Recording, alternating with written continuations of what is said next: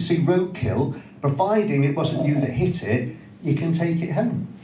And if you really want, you can eat it. Did people know? It was only me that didn't know that, didn't it? There was no way I was going to do that, so I just took his boots and high-vis jacket.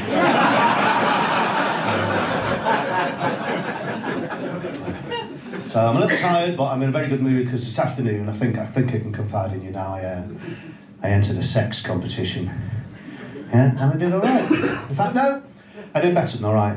I did very well. I got as far as the erotic asphyxiation round, and then I got knocked out. I was never going to win it. My age, the best you can hope for is the semis. So.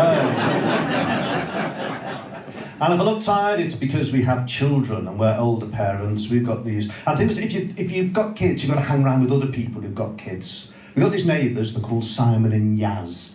Now, I am way too old to know somebody called Yaz.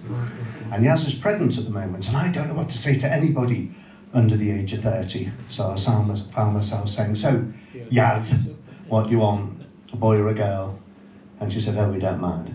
We really don't mind. As long as it's healthy." As if there are some people in the world somewhere who are saying, "Oh, we're not particularly bothered if the baby's healthy or not, really. Our first child was born with jaundice, colic, cholera, typhoid, gout, scurvy, rickets, arthritis, psoriasis, yellow fever, emphysema, tuberculosis, cystic fibrosis, deep vein thrombosis, ringworm, threadworm, guinea worm, foot and mouth, tennis elbow and kennel cough, but we don't mind because we've got to go." Yeah, we've got 2 children. Our eldest child is a right twat. No, he's not. He's great. We get on really well. I don't argue with him. I don't think it's very healthy to argue. You've got to pick your battles, as my great-granddad once said. I never met my great-granddad, but apparently he said, "You've got to pick your battles."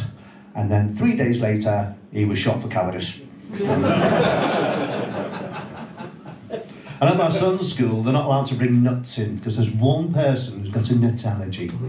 He was doing a school trip and I made him peanut butter sandwiches. Oh, he wasn't happy. "Dad, I can't bring anything into school that's got nuts in it." And I'm like, "Well, I've made them now. Just take them." Dad, it's me that's got the nut allergy." Yeah, and if you look in the front pocket of your sandwich box, you'll find your EpiPen. My neighbour died recently. That's killed the mood, isn't it? But he was quite old. He was 90 or 91. And I was helping his nephew sort out the funeral arrangements. And I phoned up the crematorium. And he particularly wanted a Friday. And the earliest Friday they had was 6 weeks later. So I booked him in. And then they said to me, "Would you like us to contact you if we get any cancellations?" Who cancels a cremation? "Hello? Yeah, we've got a cremation booked for the 24th. Yeah, gonna have to cancel. Yeah, change your heart, we decided to keep him.